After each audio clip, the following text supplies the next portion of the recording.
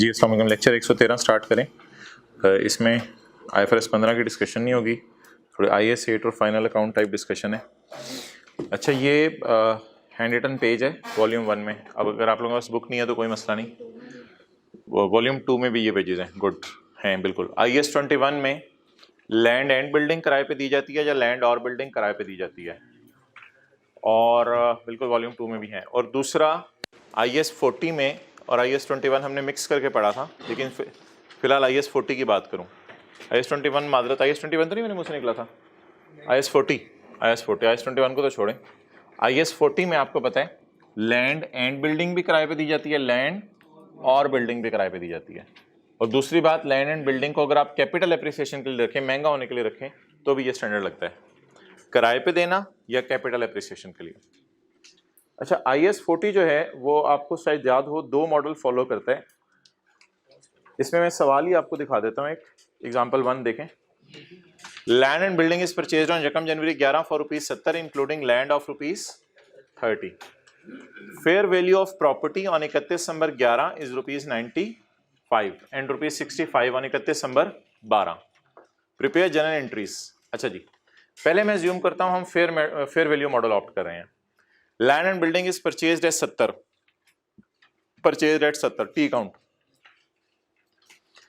Fair value of property on 31 December 11 is 95 and on 31 December 12 is 65। तो बोले 70 की चीज कितने की हो गई? 95 से गिर के। तो याद रखिएगा इस टी काउंट के अंदर जो गेन लॉस है वो कहां जाते थे?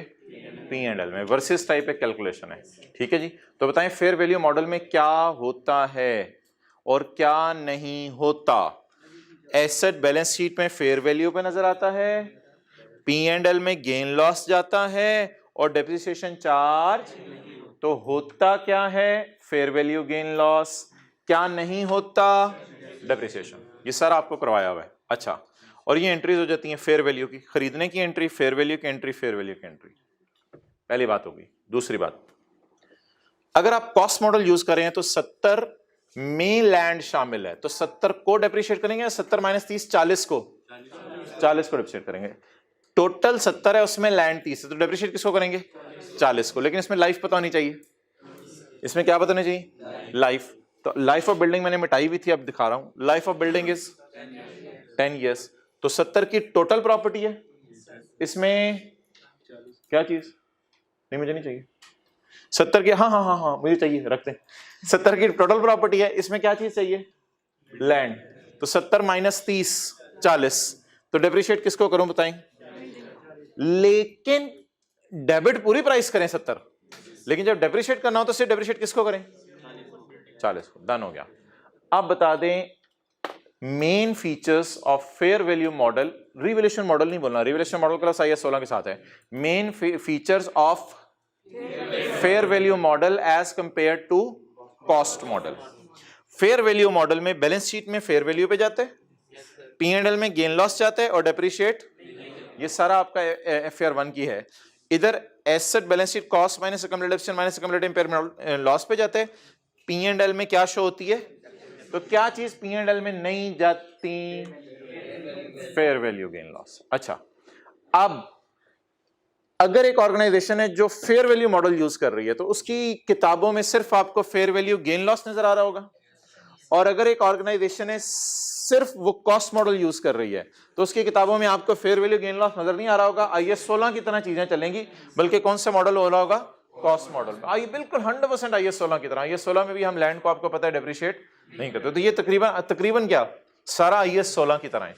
और ये IAS, लेकिन IAS 40 में ये कहा जाता है कि जो बंदा लैंड बिल्डिंग खरीदे उसके पास 2 ऑप्शंस हैं, या चीजें कॉस्ट पे रखे और डेप्रिशिएट करे, फेयर वैल्यू बना लेके जाए, या फेयर वैल्यू पे ले जाए फिर डेप्रिशिएट करने की इजाजत नहीं है। डन। अच्छा, अब जी आज का जो मैंने सवाल अपलोड किया है उस सवाल को अगर हम देखें तो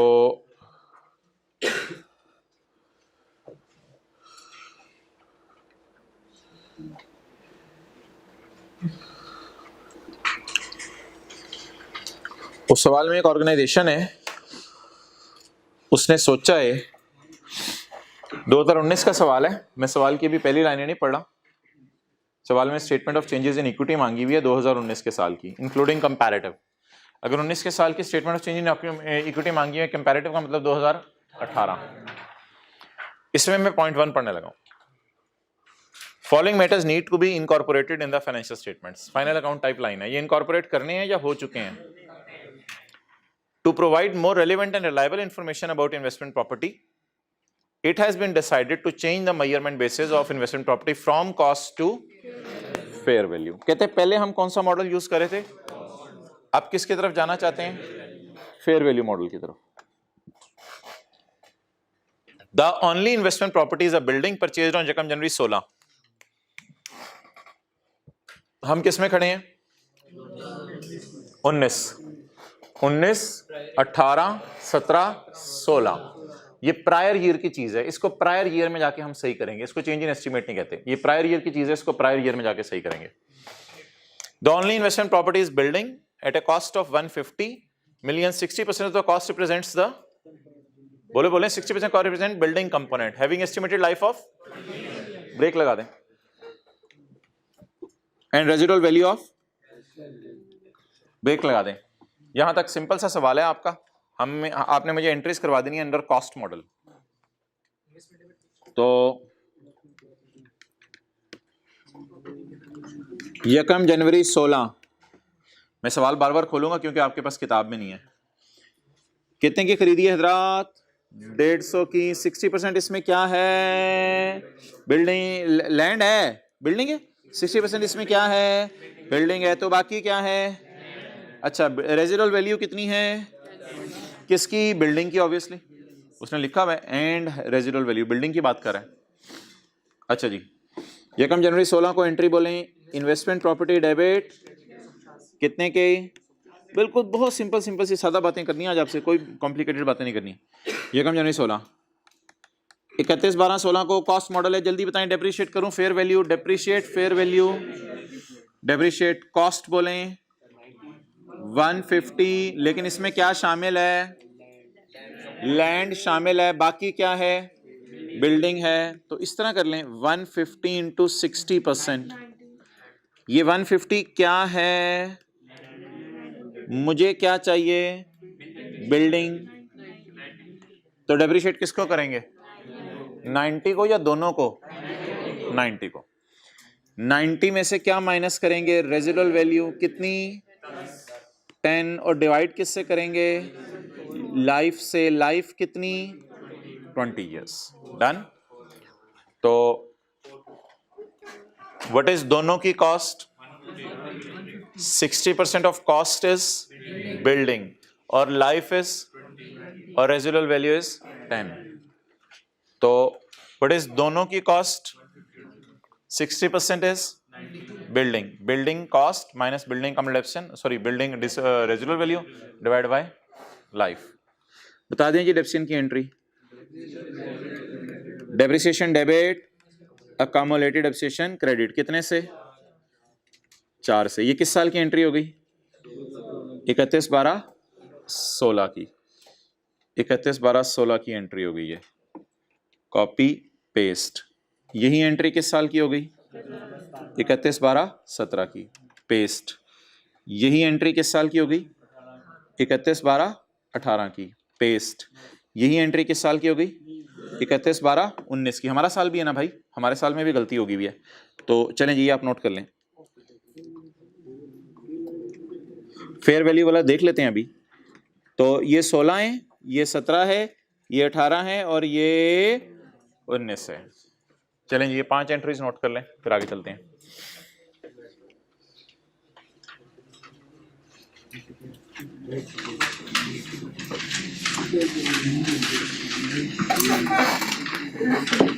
ये कौन सा मॉडल फॉलो कर रही थी एंटिटी, कॉस्ट मॉडल। उधर ही रखो जी भाई, हो गया, हो गया। ओके,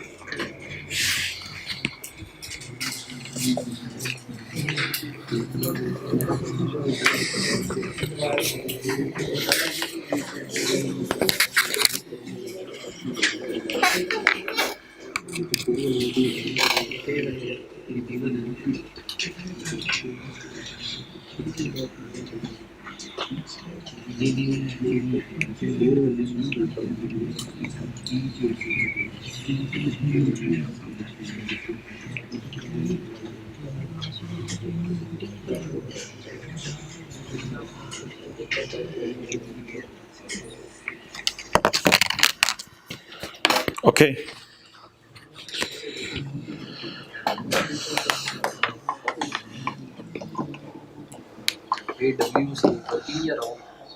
वर्किंग ईयर असल में ना अगर आप स्टैंडर्ड के अंदर रहते हुए अपनी पॉलिसी बदल रहे हैं तो वो कोई एरर नहीं होती। तो ये भी आईएएस 8 में मैंने हल्की सी डिस्कशन करनी है, फिलहाल आपको सिर्फ मेथोडोलॉजी समझाने लगा हूँ। अच्छा जी, वर्किंग हो गई। ये कौन सा मॉडल यूज करी थी एनटीटी जी? अब दिल क्या चाह रहा है किस मॉडल पे चली जाए? फिर अब 31/12/16 को भी फेयर वैल्यू गेन लॉस आएगा, 31/12/17 को भी फेयर वैल्यू गेन लॉस आएगा, 31/12/18 को भी फेयर वैल्यू गेन लॉस आएगा, 31/12/19 को भी फेयर वैल्यू गेन लॉस आएगा। Okay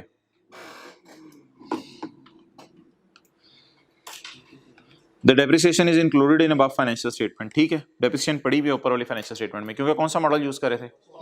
cost model. अब चेंज बता दें कहाँ से कहाँ है। It has been decided to change the measurement basis for investment property from cost model to fair value model. जी मैं पढ़ता हूँ। The fair value of the investment property has increase by 6% in each year. हर साल कितने percent fair value बढ़ी है? 6% fair value बढ़ी है। कुछ शॉर्टकट भी लगा सकते हैं ऐसे 6% हर साल फेयर वैल्यू बढ़ रही है, या किस तरह कर लें? टी काउंट तो सारे सालों का जरा मुश्किल हो जाएगा बनाना। हर साल 6% फेयर वैल्यू बढ़ रही है। चलें शुरू करते हैं, फिर मैनुअली काम करते हैं। ये वही वर्किंग चल रही है, अगर आप उसके आगे जगह नहीं है तो कोई मसला नहीं, नीचे नोट कर लें। ये कौन सा मॉडल मैं फॉलो कर रहा था जी? कॉस्ट। और ये फेयर वैल्यू मॉडल जी। 1 जनवरी 16 भाई खरीदने की एंट्री कोई डिफरेंट नहीं है माय डियर, खरीदने की एंट्री कोई डिफरेंट नहीं है। Investment property debit, cash credit. बताएं जी, 31/12/15 को 6% महंगी हो गई, कैलकुलेटर पकड़ें, 6% महंगी हो गई। पॉइंट के बाद ना एक डिजिट पे चलें।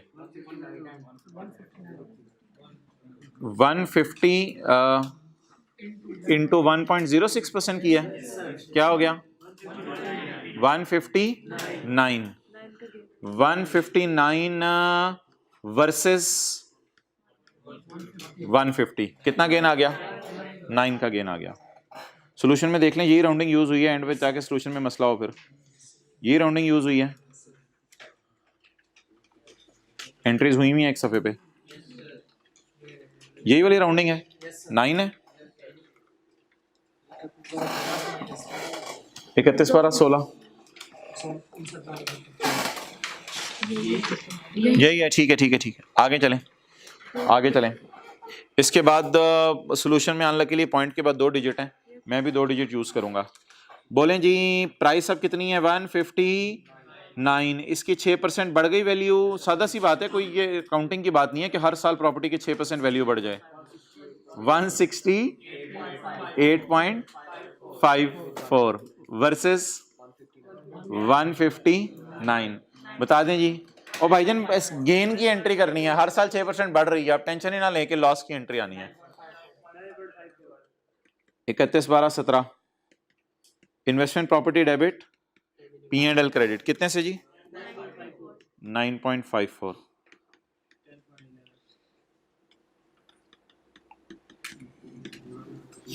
अच्छा जी, अब 168.54 वाली चीज को कितने परसेंट बढ़ाना है जी? 178.65 वर्सेस 168. वैसे ये गलती की है हमने, पॉइंट का 2 डिजिट डाल के, गलती चलने दे आगे, कोई मसला नहीं जी। एंट्री बताएं। Investment property debit, P&L 10.11। भाई अब जिस दुनिया में रह रहे हो ना, 10.11 ना बोला करो। 31/12/19 जी बोलें। 189.3 खड़ी किस पे है फिगर? 168.54 पे। इसको 178.65 मल्टीप्लाइड बाय 1 पॉइंट जी 0.37 वर्सेस 178.6 जी बोलें 10.72। ये डिप्रिसिएशन की एंट्री क्यों नहीं हो रही? हाँ चलें जल्दी नोट कर लो। क्या चीज पता कैसे चलेगा? स्टार्ट से कॉस्ट मॉडल यूज किया हुआ है। एक मिनट, following matters need to be incorporated का मतलब बताएं, करना है या हो गए हैं?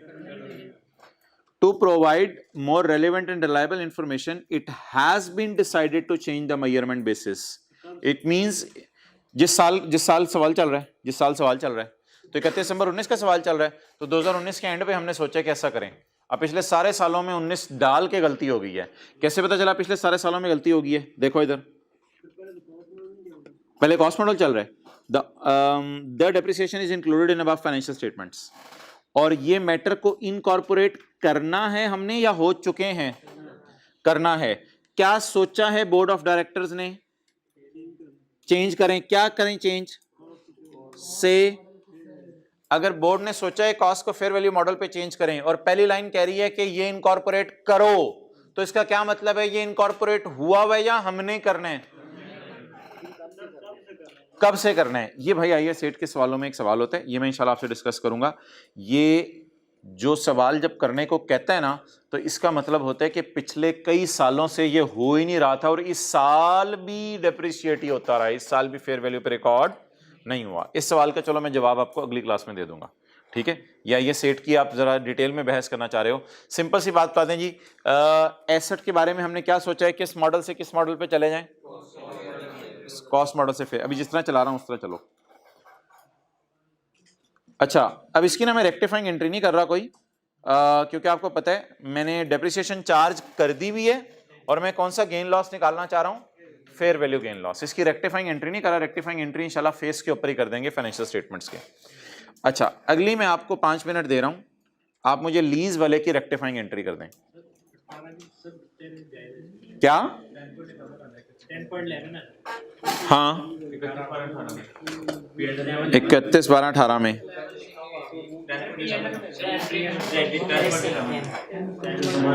10.11। चलें जी, मैं आपको 2 मिनट दे रहा हूं, आप पॉइंट 2 की ओरिजिनल रॉन्ग रेक्टिफाइंग एंट्रीज कर दें, या कम से कम ओरिजिनल और रॉन्ग कर दें, रेक्टिफाइंग हम खुद ही कर लेंगे डायरेक्ट। ये एंट्री खुदा के लिए गलत ना कीजिएगा।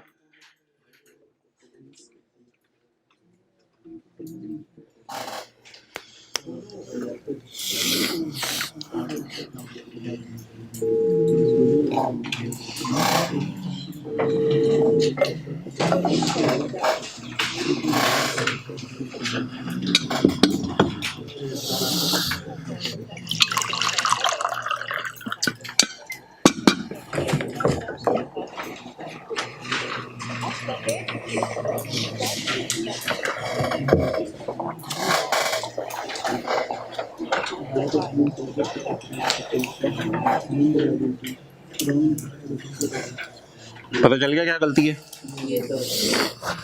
तो लीज की 2 मिनट में 2 सालों की ओरिजिनल एंट्रीज कर लें, 2 मिनट से ज्यादा ना लें, 2 मिनट में 2 सालों की ओरिजिनल एंट्रीज कर लें।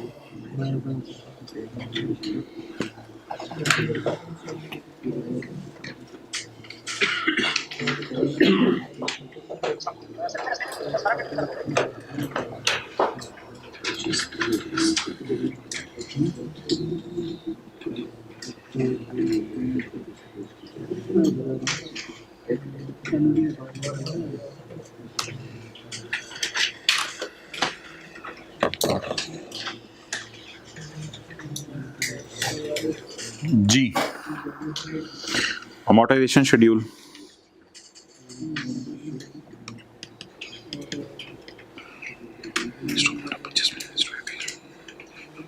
पच्चीस अरब 7 एलपी कितनी आ रही है 100 पीवी ऑफ एलपी एडवांस का सवाल है एरियर का यार इसी पे पड़ा पड़ा हुआ है इस paid annually on 31 December arrear 1 minus 1.12 raise to power -7 divided by क्या आ गई प्रेजेंट वैल्यू 114.10 जी अमोर्टाइजेशन शेड्यूल 2 सालों का काफी है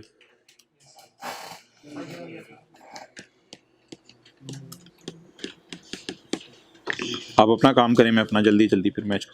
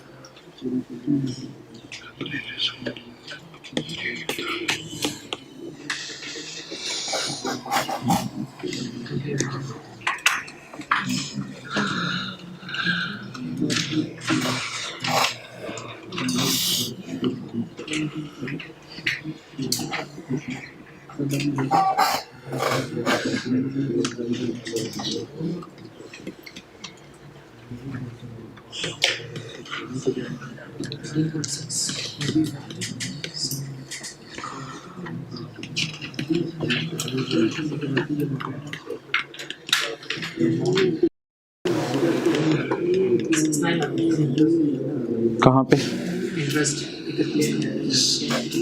नहीं यार ये मेरा निकाल गला हाँ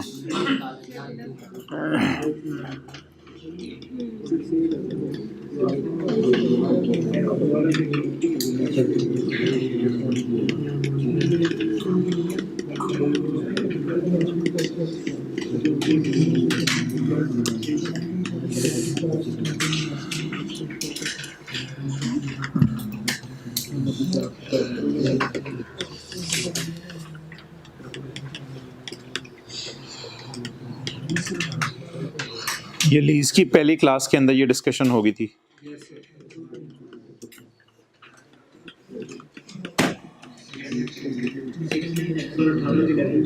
अठारह की डिप्शन हाँ डिप्रिसिएशन कितनी है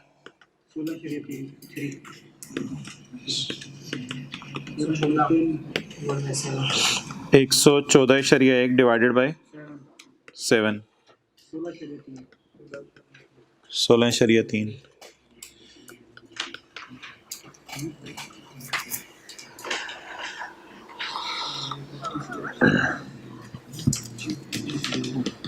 31/12/19 सॉल्यूशन में ना देखो किस तरह हुआ है lease liability debit interest expense debit cash credit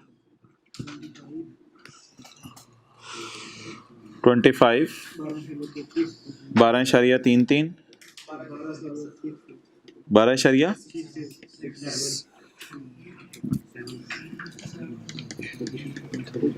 31/12/19 depreciation debit 16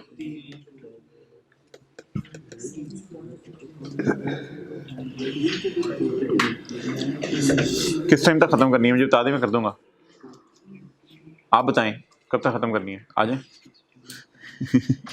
अच्छा नहीं मेरे तो होते ही इधर है 4-10 तक में। हाँ हाँ 4-10 तक इंशाल्लाह हो जाएगी, लेकिन बंदा बाहर खड़ा कर दीजिएगा, बच्चे ना आते रहे। ठीक है जी शहबाज भाई, बंदा बाहर खड़े कर दीजिएगा। भाईजान गलत एंट्री बताएं क्या हुई है। फाइनल अकाउंट के आखिरी सवाल था, क्वेश्चन नंबर आखिरी नहीं, सबसे पहला जो क्लास में कराया था उसमें ये गलती हुई थी, लेकिन उसमें उसी साल हुई थी, इसमें काफी पहले की गलती हुई है, 2 साल पुरानी गलती है। इट वॉज आइडेंटिफाइड दैट, इसका मतलब इससे पहले आइडेंटिफाइड नहीं था। It was identified that payments have been recorded as rent expense. Payments हमेशा से कहां जा रही हैं जी, पेमेंट्स हमेशा से रेंट एक्सपेंस में जा रही हैं। बता दें भाईजान क्या गलत एंट्री हुई। रेंट एक्सपेंस डेबिट, शहजादे को लीज आती नहीं, वो जो किराया दे रहा है उसको किराए में डाल रहा है। कैश की एंट्री तो भूल नहीं सकता ना, कैश की एंट्री भूल नहीं सकता। और इस साल क्या गलत एंट्री हुई, रेंट एक्सपेंस डेबिट जी कितनी 25।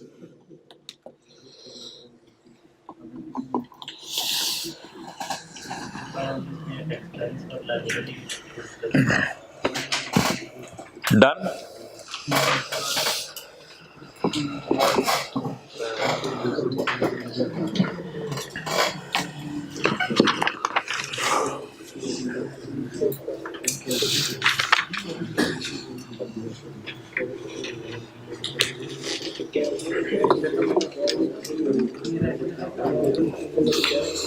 अच्छा भाई सवाल की रिक्वायरमेंट पढ़ें,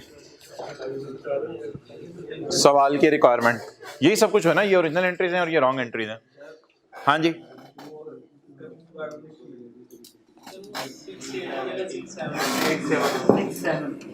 ये इसको क्या करना है 6-7 12.67 है, सही कह रहे हैं ये तो। और भी बात है जो करें, उत्ते थले हो गया एदे ते एदे, ओके ए ते वड्डी गलती है।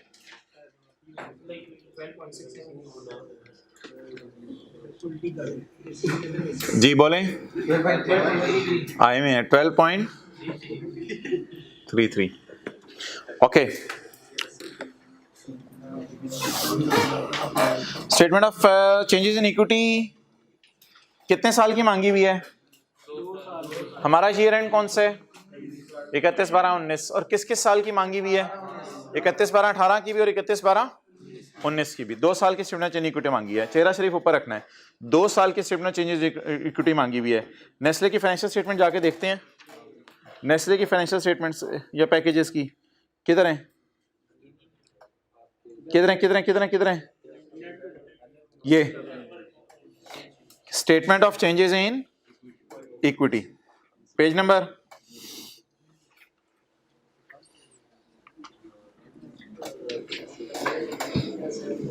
ये नोट्स चल रहे हैं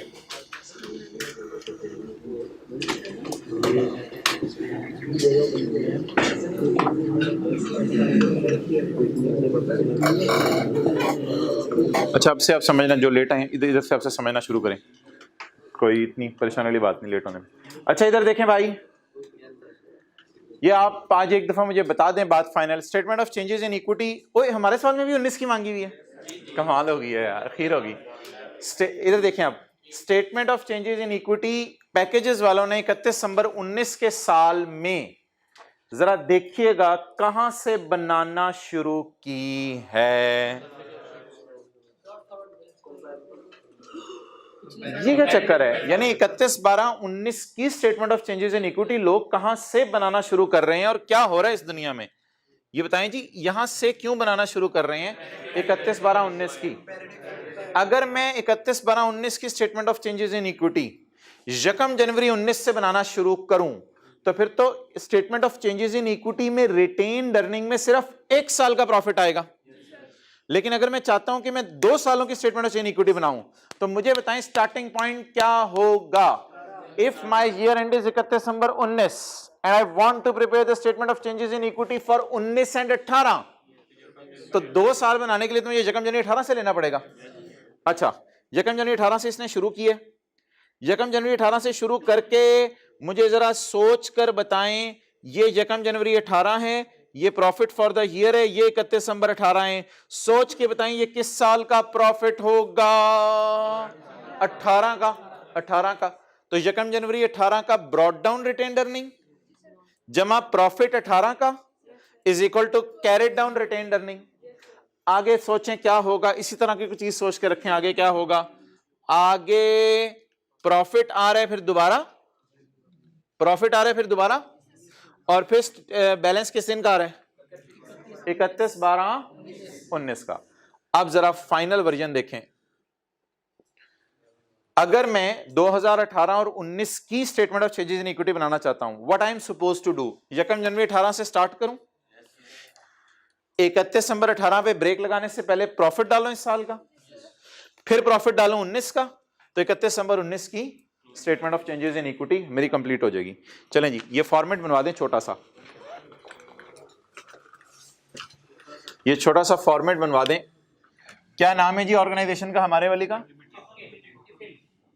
फखर limited. Statement of changes in for year ended 31/12/19। कितने साल की बनाना चाहता हूं? तो फिर 2 साल पुरानी डेट से शुरू कर दें। अच्छा जी, पहला हम लाइन लिखा करेंगे बैलेंसेस एज ऑन यकम जनवरी 18। ओए होए होए होए होए होए होए होए होए होए होए होए होए होए, 2 दफा लिख दिया। तंग कर रहे, तंग कर रहे। चलें ठीक है, अभी आप 2 लाइनें फिर छोड़ दें, कोई नहीं, रिलैक्स रिलैक्स। वो 2 लाइनें छोड़ दें, रिलैक्स, 2 लाइनें छोड़ दें, ठीक है। ये इधर 2 लाइनें छोड़ दीजिएगा। अब तो नहीं तंग कर रहा जी। इसमें कोई डिविडेंड्स वगैरह आने हैं, डिविडेंड्स वगैरह, कोई राइट शेयर्स वगैरह आने हैं, तो मेरा क्या आ जाएगा? Profit after tax. डन जी, प्रॉफिट आफ्टर टैक्स आ जाएगा। ये मुझे बता दें किस साल का होगा? 18 का। इसके बाद मेरा बैलेंस अल्लाह का शुक्र है किस दिन का आ जाएगा? 31/12/18 का। इधर कोई डिविडेंड्स वगैरह और बाकी चीजें आएंगी। ये पहले बता दें आप, BD plus PAT is equal to CD बन गया। BD plus PAT is equal to CD. अब इसको मेरा मशवरा है बीडी बना लें। BD plus is equal to, बोले बोले हिम्मत करें, बैलेंस एज ऑन, ये प्रॉफिट का बता दें किस साल का होगा? 2019 का। तो 2 लाइनें ऊपर छोड़ें, इधर देखें, 2 लाइनें ऊपर छोड़ें, 5 लाइनें इधर छोड़ें, और 4-5 लाइनें इधर छोड़ें, और इसको बना लें।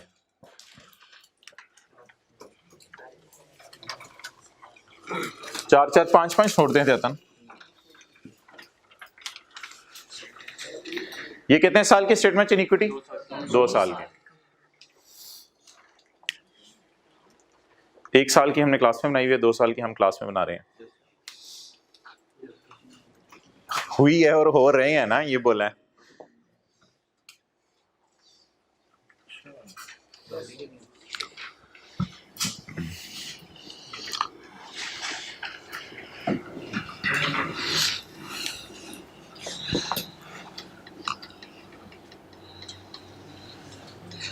ये किस साल की statement of changes in equity है? इधर देखिएगा मेरा एरो, ये किस साल की statement of changes in equity है? 19। 2 साल की स्टेटमेंट ऑफ इक्विटी बना रहे हैं।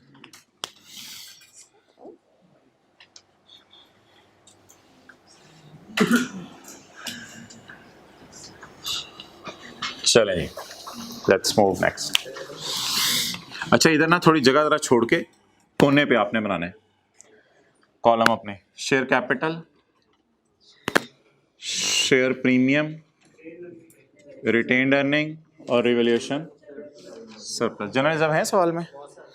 देख लें एक दफा, हैं तो लिखो, नहीं ठीक है तो भी ठीक है, 4 कॉलम रख लें। डन जी, चलें।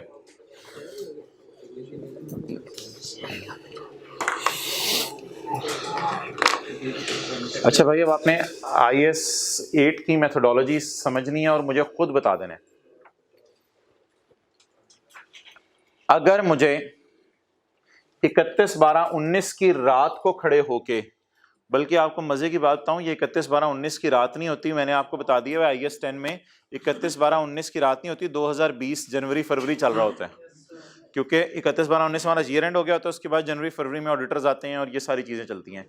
चलें 31/12/19, अगर मैं 31/12/19 की रात में खड़े होके 19 के साल की गलती पकड़ूं तो मुझे किस साल सही करनी चाहिए? इस पैट में फॉर द ईयर गलती फॉर द ईयर पैट में सही होनी चाहिए। अगर मैं 31/12/19 के साल में खड़े होके कोई 18 की गलती पकड़ी जाए, उसे कहां सही करूं? 18 के पैट में। अगर मुझे 31/12/19 में खड़े होके, जब IS 8 होता था ना, तो 15-15 सालों की गलतियां पकड़ी जाती थी। ये तो FR1 वाले से पढ़ रहे हैं, 15-15 सालों की गलतियां पकड़ी जाती थी। ये तो कुछ भी नहीं है हमारे सवाल में जो हुआ है।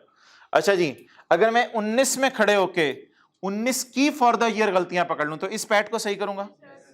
अगर मैं 19 में खड़े होकर लेकिन 18 के पैट की गलतियां सही करूं तो कंपैरिजन में तो मैंने देखा फाइनेंशियल स्टेटमेंट देती हैं पिछले साल का कंपैरिजन, तो फिर 18 की गलतियां 18 के प्रॉफिट फॉर द ईयर में सही करूंगा।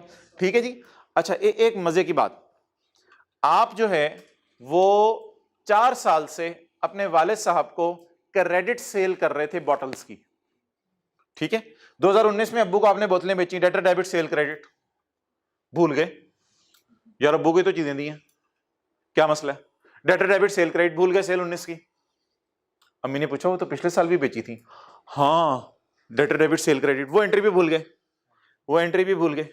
ठीक है जी, डेटर डेबिट सेल क्रेडिट 18 वाली सेल भी भूल गए। अम्मी ने कहा वो तो तूने 2-3 साल हो गए दुकान खोले हुए, 4 साल हो गए, 6 साल हो गए दुकान। हाँ, वो तो पिछले सालों से भी बोतलें बेच रहा हूं, मैंने तो एंट्री नहीं करा डेटर डेबिट सेल क्रेडिट। तो भाईजान, कोई ऐसे डेटर भी होते हैं जिन पे हम हल्का हाथ रखते हैं, और कई सालों से वो डेटर जो है वो पैसे नहीं दे रहे और हम भी नहीं मांग रहे और हमने एंट्री भी नहीं की। अब आज सारे डेटरों की इकट्ठी एंट्री करनी पड़ेगी, लेकिन एंट्री का तरीका ये नहीं होता इस साल के प्रॉफिट्स को मंड के रखें कि सारे सालों के डेटर इस साल के प्रॉफिट में डाल दें। मंडना समझ आता है? ठीक है, पता नहीं अंग्रेज क्या कहते हैं इसको। Okay, recklessly. अच्छा, तो 19 की क्रेडिट सेल भूल गया, 19 में डाल दें, गुड। 18 अपने आप को दे रहा हूं, 18 की क्रेडिट सेल भूल गया, 18 के प्रॉफिट में डाल दें। और अगर 17 और 16 और 15 की क्रेडिट सेल भूल गया हूं, ये जरा आप इरशाद फरमाएं कहां डालें? ओपनिंग को सेट करना पड़ेगा।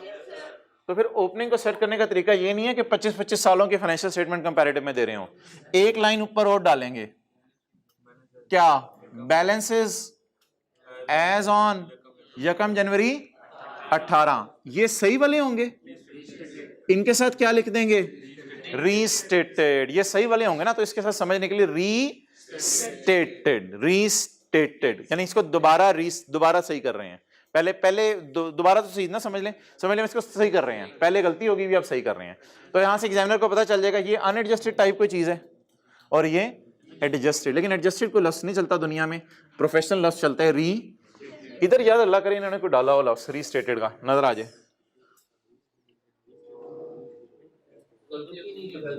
गलतियां नहीं करते, चलें ठीक है, ओके चलें जी, डन भाईजान। आप भाईजान आपके सामने गलती शरीफ है और आप शरीफ हैं, गलती भी शरीफ, ऊपर से आप भी शरीफ। क्या पसंद करेंगे, पहले इसे सही कर लें या इसे सही कर लें? क्या पसंद करेंगे? जो मर्जी कर लें, बिल्कुल जो मर्जी कर लें। अच्छा जी, IS 40 में क्या कहानी चल रही है? IS 40 में क्या कहानी चल रही होती है? हम कौन सा मॉडल फॉलो कर रहे थे और कॉस्ट मॉडल में क्या डालते हैं? डेप्री। हमारा स्टैंडर्ड क्या कह रहा है? कॉस्ट मॉडल से किस मॉडल पे आ जाओ? फेयर वैल्यू मॉडल पे। तो अब हम क्या डालना चाहते हैं? Gain loss. मुझे बता दें हमारी फाइनेंशियल स्टेटमेंट में क्या पढ़ चुका है, क्या डालना है? डेप्रिसिएशन पढ़ चुकी है और गेन नहीं पढ़ा हुआ, तो डेप्रिसिएशन उल्टा दें। डेप्रिसिएशन उल्टा दें और गेन, लकीली दोनों चीजें ही प्लस होंगी।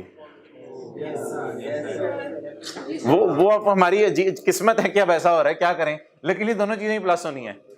प्रॉफिट, अच्छा पहले ये जरा असूल बता दें, डेप्रिसिएशन में उल्टाना चाह रहा हूं, डेप्रिसिएशन उल्टाने से प्रॉफिट बढ़ेगा और गेन रिकॉर्ड करने से प्रॉफिट बढ़ेगा। तो इसलिए ये दोनों प्रॉफिट को अनलकीली अजीब तरीके से सेम तरीके से इंपैक्ट कर रही है, लेकिन ठीक है मॉडल ही डिफरेंट है ना यार, उधर हम कॉस्ट मॉडल है, इधर ये रिवोल्यूशन है, ये सारी चीजें हम क्या करें, ये मॉडल की तो मसला है, कोई मसला नहीं। अच्छा जी, क्या उल्टाने, डेप्रिसिएशन। डेप्रिसिएशन क्या होता है, खर्चा, ये किस साल का खर्च है, इसको उल्टा दें, इसको उल्टा दें, खर्चे को उल्टाना किस साइन के साथ, पॉजिटिव साइन के साथ, 19 19 19 19 19 करते जाएं, खर्चे को उल्टा दिया, खुशी डाल दें, खुशी डाल दें कितनी, 10.72, खर्चे को डालते, जिंदगी का बेसिक रूल याद रखें, खर्चे को उल्टाने से प्रॉफिट, ये प्रॉफिट्स है ना, और खुशी को डालने से खुशियां बढ़ जाती हैं। डन जी, खर्चा उल्टा दें किस साल के प्रॉफिट में, खर्चा उल्टा दें, 18 वाली गलती 18 में सही करें और खुशी रिकॉर्ड कर दें 10.11 एडजस्टमेंट्स।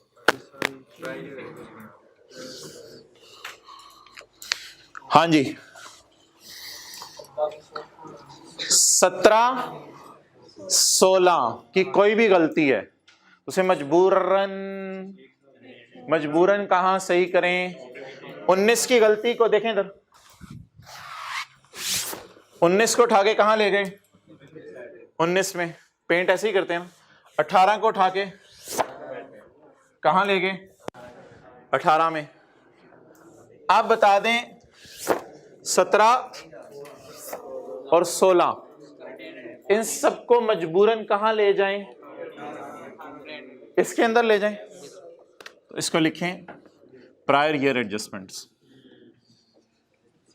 हाँ जी, अच्छा इसमें कुछ और जगह छोड़ने की जरूरत नहीं है, जो मैंने एक एक छोड़ी है, तो यहां डायरेक्ट ही मैं लिख देता हूं। खर्चा उल्टाने से प्रॉफिट बढ़ जाता है,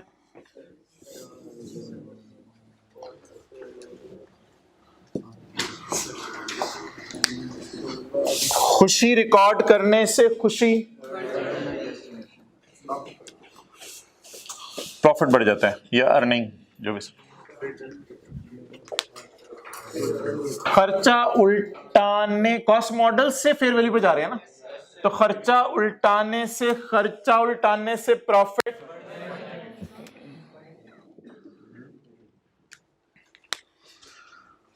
और खुशी रिकॉर्ड करने से अर्निंग, ये प्रॉफिट्स बढ़ जाते हैं +9।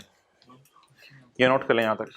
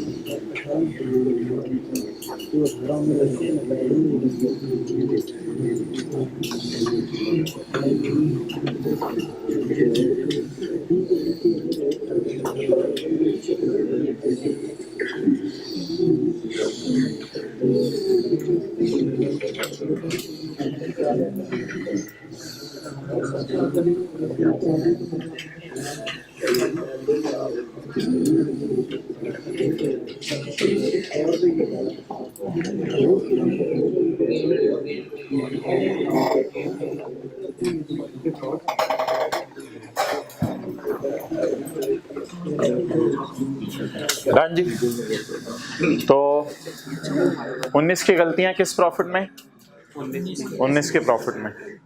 वैसे गलतियों का लफ्ज़ मैं ऐसे ही बोल रहा हूँ, मैं आपको बताऊंगा कल IAS 8 समझाते हुए कि ये असल में गलती नहीं होती, ये पॉलिसी चेंज है। बहरहाल 19 की गलतियाँ 19 में सही, 18 की गलतियाँ और पुरानी सारी गलतियाँ ये एक लाइन डाल के 10 सही टॉप पे। यार ये ट्राई कर लें यार। वैसे आपको मजे की बताऊं बात, इसकी जरूरत कोई नहीं थी ये एंट्रीज करने की, पेपर में यही करते रहेंगे बैठ के। रेंट उल्टाना है और डेप्सियन इंटरेस्ट डालना है। P&L के आइटम्स के बारे में सोच रहा हूं ना मैं। रेंट उल्टाना है और डेप्सियन इंटरेस्ट डालना है, ट्राई करें। इंटरेस्ट एक्सपेंस भी है, डेप्रिसिएशन भी है। रेंट उल्टाना है, डेप्रिसिएशन डालनी है, इंटरेस्ट रिडक्शन। ट्राई करें प्लस माइनस, इंशाल्लाह हो जाएंगे। अब इतने बड़े हो गए F2 के लेवल पे, आप कर लेंगे।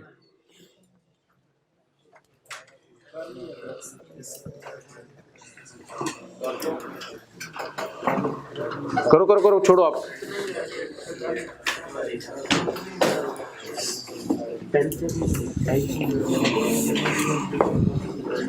शुक्र है ये तो 18-19 में हम खेल रहे हैं, इसमें ना 17 की बात है ना 16 की बात है।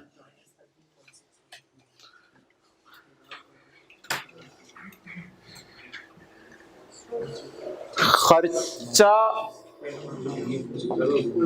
उल्टाने से प्रॉफिट, खर्चा रिकॉर्ड तो नहीं करे ना, उल्टा रहे हैं।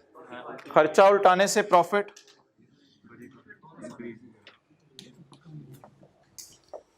ये मैं पहले 19 से चल रहा हूं। खर्चे डालने से प्रॉफिट, ये वैसे मजे की एंट्री है, ये इसने थोड़ा सा ज्यादा मजा। खर्चे डालने से प्रॉफिट, असल में ना अकाउंटेंट रेंट का खर्चा रिकॉर्ड कर रहे हैं, हमारी राय होती है इंटरेस्ट रिडक्शन का खर्चा रिकॉर्ड करो। तो खर्चे ओरिजिनल में तो रिकॉर्ड करने हैं ना, रॉन्ग को टीचर कहते थे उल्टा दें, ओरिजिनल को रिकॉर्ड कर दें। तो खर्चे डालने से प्रॉफिट कम हो जाएंगे, प्रॉफिट कम करें जी, माइनस 12.33 16.3।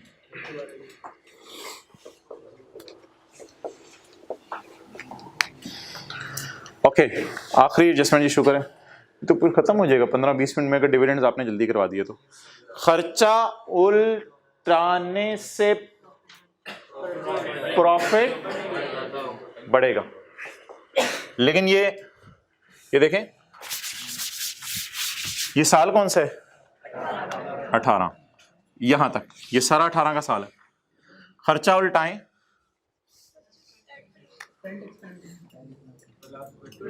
प्लस 25,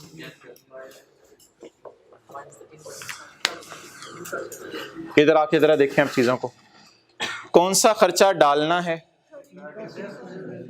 जिनको उल्टाना था वो ये थे, और जिनको रिकॉर्ड करना था वो ये थे। खर्चा उल्टा दिया, अब डेप्सियन इंटरेस्ट डाल दें। ये खर्चे रिकॉर्ड करने से प्रॉफिट कम होगा, लेकिन ये 18 के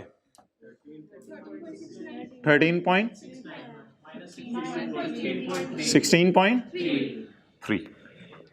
अब अल्लाह करे अनएडजस्टेड प्रॉफिट सवाल में अवेलेबल हो, देखें इधर अनएडजस्टेड प्रॉफिट्स अवेलेबल हो और ये वाली रिटेन्ड अर्निंग अवेलेबल हो, ये वाली रिटेन्ड अर्निंग, ये वाली, ये सारी चीजें अवेलेबल हुई तो बस फिर अब एडजस्टमेंट्स पोस्ट हो गई हैं। तो कितने साल की स्टेटमेंट इक्विटी बनाई है? 2 सालों की।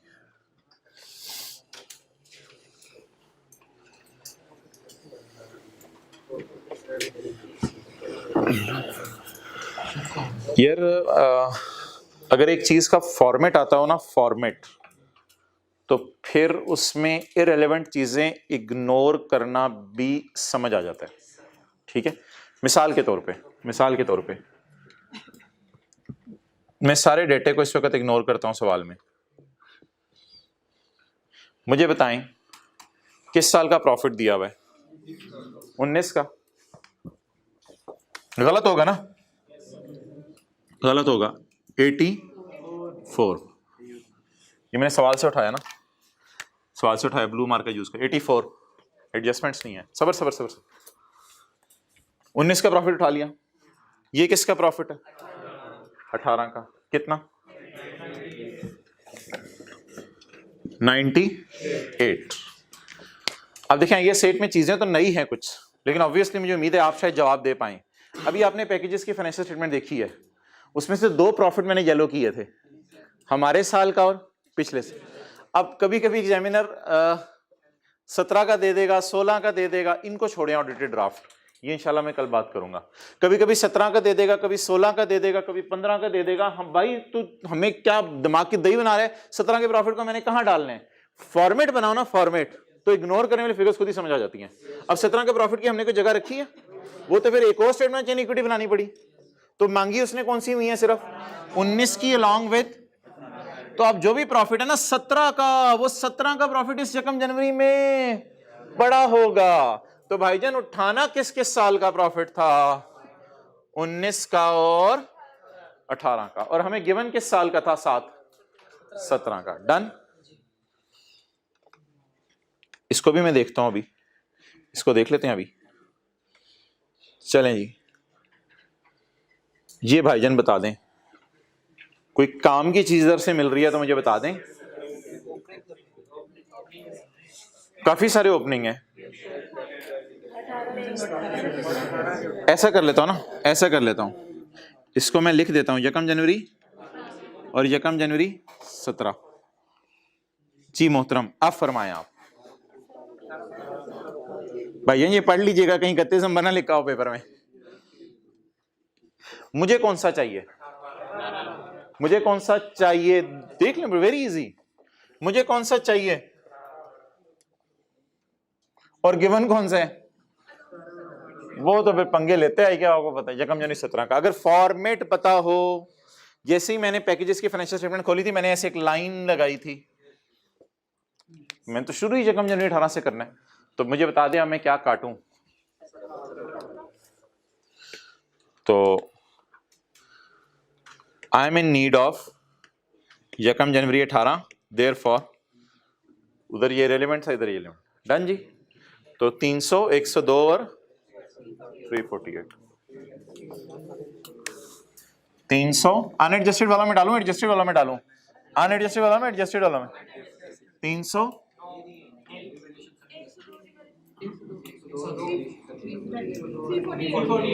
348। चलें नोट कर लें। शुक्र है हमने इरेलेवेंट फिगर्स को इग्नोर कर दिया।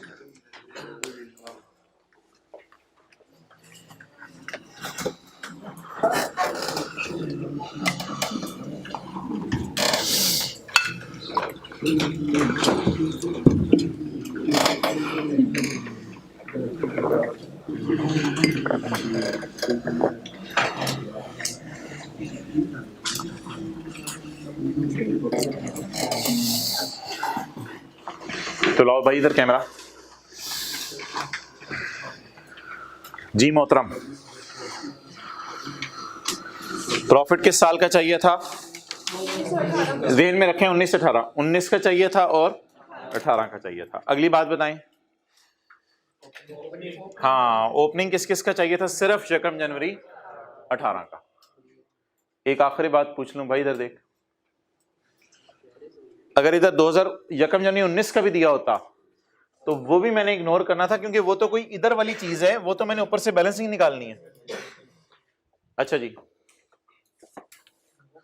यार ये क्या है? ये 84, 25, 98, 14। एक फिक्रा बोल दे कोई बंदा।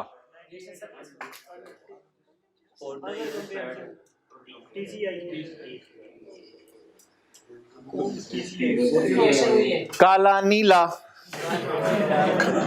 ओ भाईजान ये P&L इनके बने हुए हैं। ये दोनों फिगर्स 84 और 25 पता है कहां होती थी? ये 84 और 25 यहां कहीं जाके हमारे इसी व्हाइट बोर्ड पे P&L में यहां कहीं जाके पैट आता था, यहां सरप्लस आता था, ये TCI आता था। मैं कहता था TCI की जरूरत नहीं है, काले नीले को, ये काला नीला पड़ा हुआ है, मुझे कैसे पता चला? फॉर द ईयर काला नीला उठाएं। काला कालन डन। अगर आप थोड़ी सी इजाजत दें, थोड़ी सी इजाजत दें, टीसीआई लिख दो, टीसीआई लिख दो। वैसे किताब में इसमें ना सॉल्यूशन में मैंने नई लाइन डाली हुई है रिवैल्यूएशन सरप्लस, वो भी डाल सकते हैं आप, लेकिन मैं चाह रहा हूं जो हमने किया हुआ है उसी पर रहें।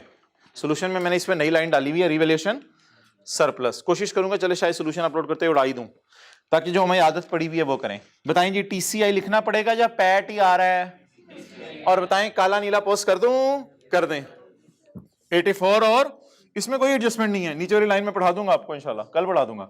84 और 25 बोले बोले बोले बोले।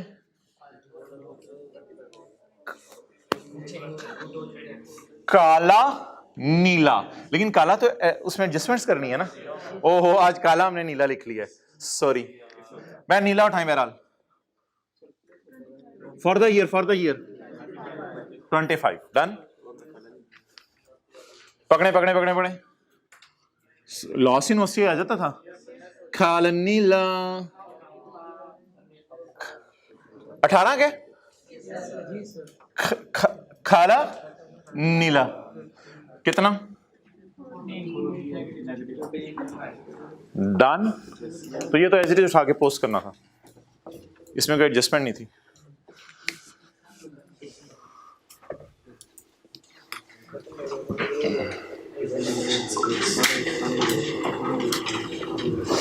हजरात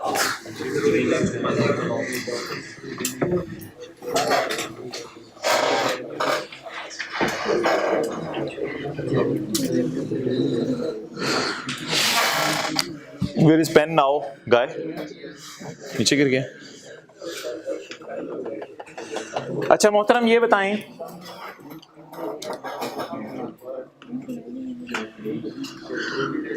ये डिविडेंड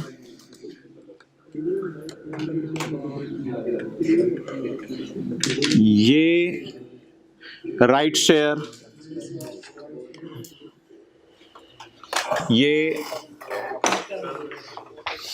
हमारे किस साल की स्टेटमेंट ऑफ चेन इक्विटी है? ये 18 की। ये उंगलियों के आगे देखें, ये 18 की स्टेटमेंट ऑफ चेन इक्विटी है, ये 19 की। उधर मत देखें, इधर देखें। 18 में 17 का फाइनल और 18 का इंटरिम आता है। आई रिपीट, 18 में 17 का फाइनल, 18 का इंटरिम आता है, और 19 में, ये 19 का साल है ना, पैट भी 19 का पड़ा है, 19 में 18 का और 19 का इंटरिम आता है। और अगर कैश डिविडेंड हुआ तो रिटेन्ड अर्निंग डेबिट, पेएबल तो बैलेंस शीट की चीज है ना, कैश डिविडेंड हुआ तो रिटेन्ड अर्निंग डेबिट, और बोनस हुआ तो retained earning debit, share capital credit. On यकम मार्च 18 FL declared a final dividend of 10% for 17। Final 17 का कहां आना है, जल्दी बता दें। फाइनल 17 का कहां आना है? फाइनल 17 का 19 में। यार ये मैं बना ही दूं, ये 19 चल रहा है और ये 18 चल रहा है। फाइनल 17 का 19 में आना है 18 में? बताएं जी। फाइनल डिविडेंड किस साल का, कौन सा? Final share capital, share capital जो लेटेस्ट अवेलेबल हुआ करेगा, ये भी आज सुन लें, जो लेटेस्ट अवेलेबल हुआ करेगा 300 इंटू 10%। इसकी आपको एंट्री याद है, retained earning debit, dividend payable credit.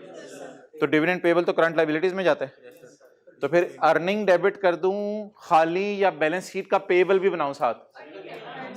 और भाइयों सवाल खामोश हो तो मैंने कहा था वैसे पे हो गया होता है, तो बहरहाल लोग आगे लेके चले गए होंगे, लेकिन फिलहाल मैं बैलेंस शीट का सवाल तो कर नहीं रहा कि फाइनल अकाउंट के एतबार से इस पे सोचूं, तो अर्निंग तो कम से कम डेबिट करा दें जी। Earning debit 30 done.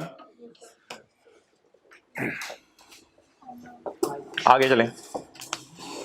और यकम नवंबर 2018, शुक्र है हमारे साल ही, राइट शेयर में तो जिस साल की एंट्री उसी साल करनी है, राइट शेयर तो कोई इशू नहीं। यकम नवंबर,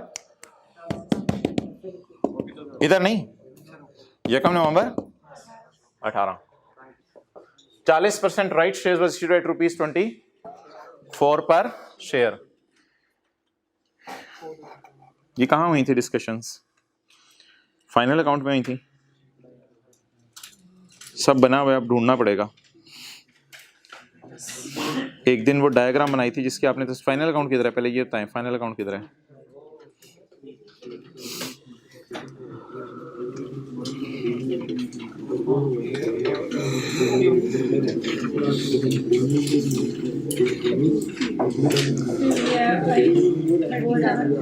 दरमियान में, एंड पे। अच्छा, इसमें एक सवाल किया था, सबसे पहला क्वेश्चन पास पेपर्स के सवाल किए थे।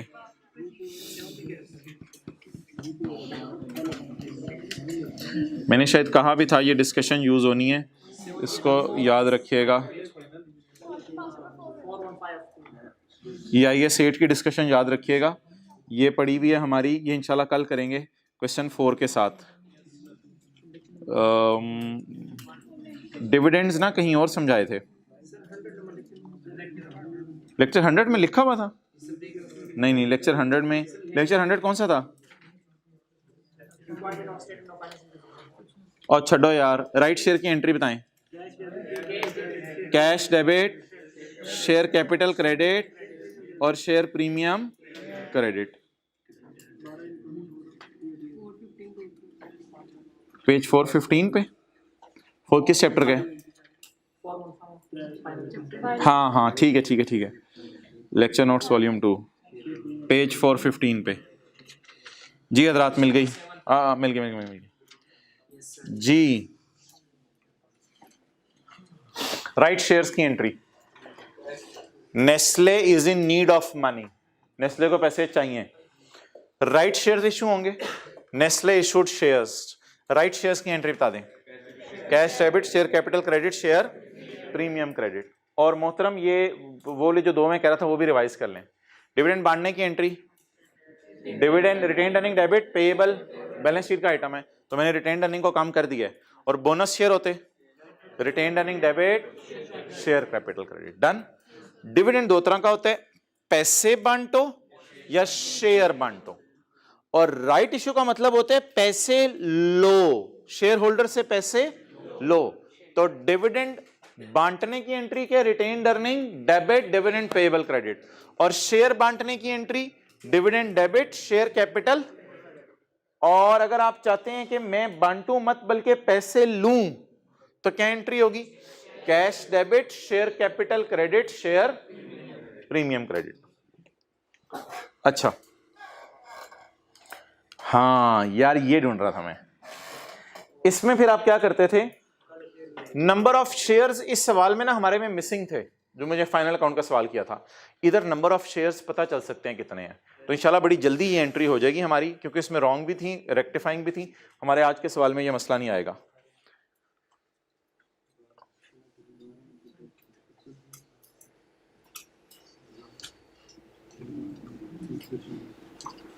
जी हजरात, FL issued 40% right shares at ₹24 पर शेयर। 24 में 14 प्रीमियम और 24 में 10 शेयर कैपिटल। पहले ऐसा करें, 24 रुपए की एंट्री करा दें, बाकी फर्क नहीं, 24 रुपए की एंट्री करा दें। Cash debit, share capital credit और share premium, done. 40% right shares, ये किन शेयर होल्डर्स को शेयर दिए जाते हैं? कंपनी लॉ में पढ़ा हुआ, पुराने शेयर होल्डर्स को, उनको क्या कहा जाता है? और शेयर ले जाओ। 40% मैंने किस पे लगाना है? या डिविडेंड में शेयर कैपिटल पे लगाते हैं, राइट शेयर में क्वांटिटी पे लगाते हैं। डिविडेंड जब निकालना हो ना, डिविडेंड निकालना हो तो शेयर कैपिटल की अमाउंट पे परसेंटेज लगती है, लेकिन जब राइट शेयर निकालने हो तो मुझे क्वांटिटी चाहिए होती है। तो अब बता दें मोहतरम कि ये FR1 की बातें हैं, शायद आपको याद हो। मुझे बता दें हमारे कैपिटल कितना है? 300 मिलियन हमारा कैपिटल है, तो कोई बता सकता है शेयर्स कितने हैं? 30 मिलियन शेयर्स। ये ओल्ड है शेयर्स, मैं न्यू इशू करना चाहता हूं, मुझे कैसे पता चला ओल्ड ये हैं? ये देखे ना, यकम नवंबर को मैंने राइट इशू डालने, राइट इशू किस दिन डालने? यकम नवंबर को। समझे बातों को? यकम नवंबर को। बता दें ये व्हाट इज माय सरमाया, what is number of shares. इन 30 मिलियन वालों को कितने % हमने शेयर दिए हैं? 40%। यही FR1 में तरीका बताया जाता था जी। न्यू शेयर्स बता दें 30 इंटू कितने मिलियन शेयर्स। डन। अब बता दें 12 मिलियन। वैसे आदत हमारी पहले क्वांटिटी लिखने की होती थी। 12 मिलियन शेयर्स। डन जी। तो बता दें राइट शेयर्स में लिख लें, राइट शेयर्स में पहले शेयर्स की क्वांटिटी पता होनी चाहिए। राइट शेयर्स में पहले शेयर्स की क्वांटिटी पता होनी चाहिए। और एक और बात लिख लें, ये पुराने शेयर होल्डर्स को नए शेयर होल्डर हम देते हैं, नए शेयर देते हैं। राइट इशू में क्वांटिटी पता होनी चाहिए और ये पुराने शेयर होल्डर्स को हम नए शेयर देते हैं। हाँ जी, जवाब क्या आ गया? 288 160। यार कैश डेबिट कहां से करूं? तो फाइनल अकाउंट का सवाल तो नहीं है, तो छोड़े। शेयर कैपिटल बढ़ाना है कितने से? यार मैं गलत डेट तो नहीं डाली, जगह नवंबर 18 में डाल दूं ना। हाँ, राइट शेयर में तो वो डेट देखनी होती है बस। जगह नंबर 18 में डाल दें जी। बताएं बताएं बताएं। Share capital 120 168।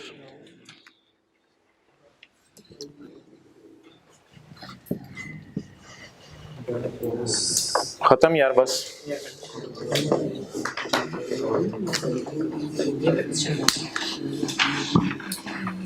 On Jacam August 19 interim bonus of 15% was declared. Interim तो 19 का 19 में ही होता है ना। और आपको एक और बात बताई थी, चौधरी रखो भी कैमरा, नोट कर।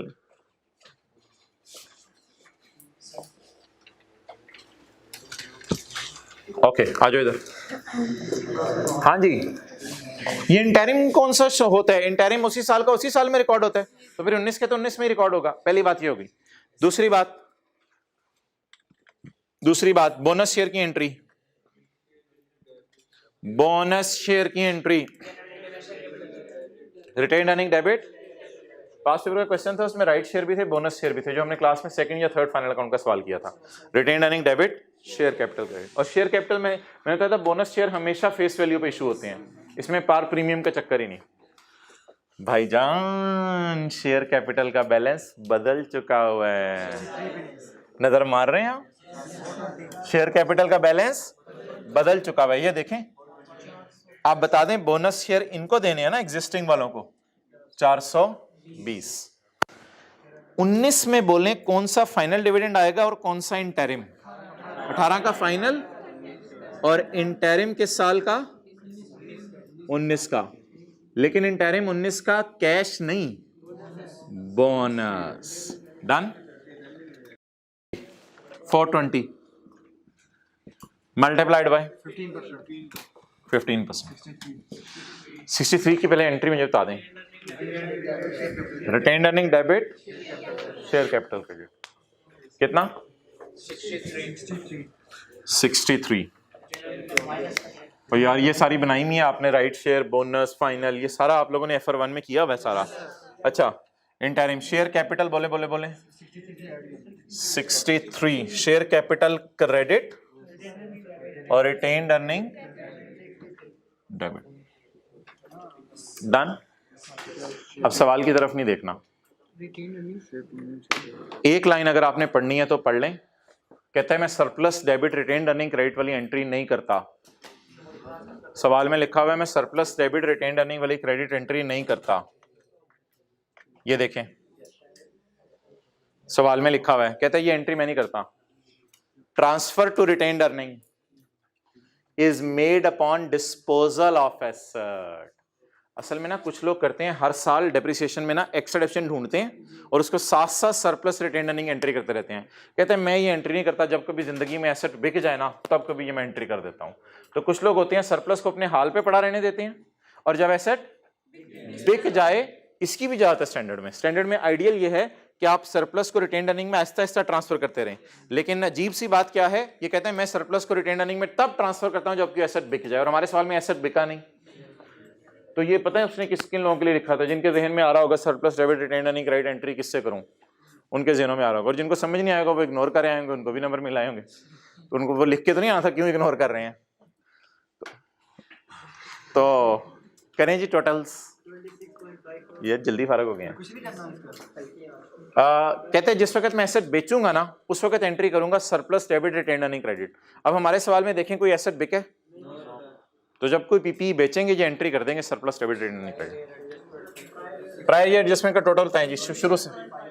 प्रायर ईयर एडजस्टमेंट किस में डालूं? प्रायर ईयर एडजस्टमेंट अर्निंग्स में डालूं। प्रायर ईयर एडजस्टमेंट्स का टोटल कहां डालूं? अर्निंग्स में। नुकसान फायदा पॉजिटिव, सारे पॉजिटिव हैं। कितना फायदा? 26.5। अच्छा एक बात, ये लाइन अभी तक खाली है, इसको अब भरना है। ये लाइन खाली है। अल्लाह का शुक्र है कैपिटल में कोई एडजस्टमेंट्स नहीं आया करेंगी, शेयर प्रीमियम में भी कोई एडजस्टमेंट्स नहीं आया करेंगी, अर्निंग में एडजस्टमेंट आया करेंगी। 374.102 डन जी। अच्छा अब जाते जाते इनके नाम बता दें, क्लास खत्म हो रही है, जाते जाते इनके नाम बता दें। कैलकुलेटर्स हाथों में हो, आंखें सामने। अनएडजस्टेड ओपनिंग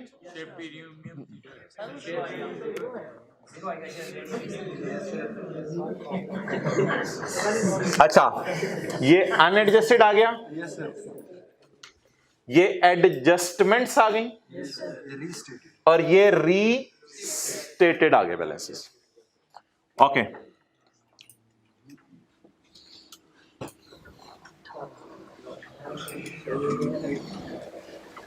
पकड़े 98 प्लस 4 प्लस 10.11। और यार भाईजान एनओ भी टीसीआई लिखो ना, क्योंकि सरप्लस भी है।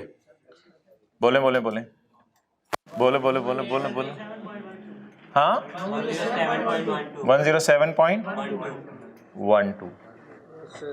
ये पैट आ गया 168 451.66 88। थोड़ा होलियत रखो ना, जो टोटल जरा आराम से करते हैं उनके निकल आए, फिर आगे चलते हैं अगला साल। आएगा आएगा बिल्कुल, मैं बताता हूँ अभी।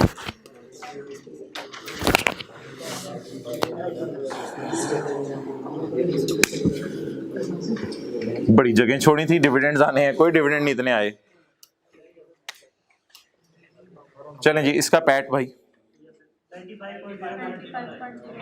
95.09। यार लिख देते हैं यार इधर ताकि इस तरह याद रहे।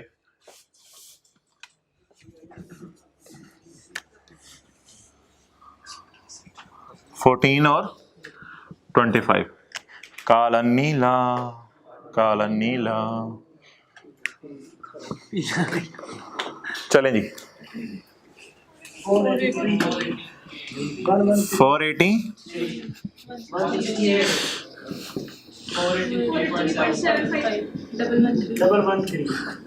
यार तेन चेती हुई है, तू कह रहे क्लास में कहा चलो चढ़ो कल किधर बैठा है ये। अच्छा नहीं नहीं ऐसे बात नहीं, टोटल चढ़ पड़े, टोटल करने हैं या टोटल का कॉलम नहीं मांगा हुआ उन्हें क्या ना ख्वार कर लिया, टोटल का कॉलम ही बढ़ाने लगे थे, यही करेंगे। Total column is not required. ਤੁਹਾਡੀ मेहरबानी। कोई चाचू पता है क्या समझेगा, क्योंकि समझेगा ये वाले टोटल नहीं मांगे हुए थे। तो भाईजान कह रहे ए वाला टोटल नहीं मांगे हमें, ये वाला टोटल नहीं मांगा। असल में ना इसमें एक मसला है, अब आप ऑर्गेनाइजेशन की इक्विटी बता नहीं सकते जब तक टोटल ना आए। इस ऑर्गेनाइजेशन की इक्विटी ना इन चारों को जमा करके आएगी, ये इसकी इक्विटी है और ये इसकी इक्विटी है। एक आखिरी चीज समझ आ गई ठीक है, नहीं तो अगली क्लास में डिस्कस कर लेंगे। 2 रीस्टेटेड और आने हैं, ये जो लफ्ज है ना रीस्टेटेड, ये 2 और आने हैं। एक इसके साथ आने रेड मार्कर,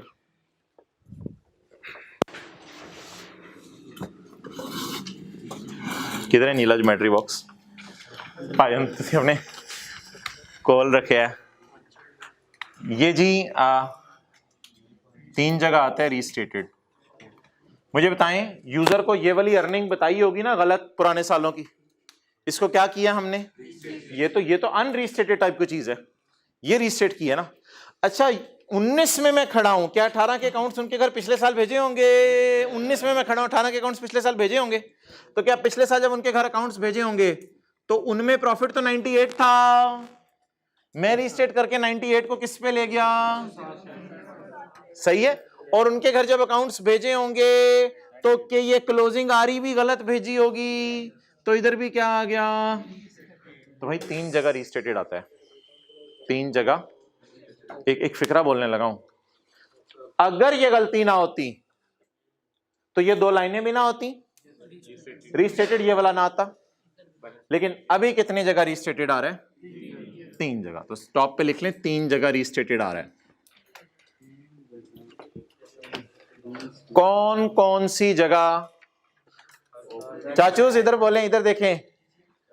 हमारे साल की ओपनिंग के साथ या पिछले साल की ओपनिंग के साथ?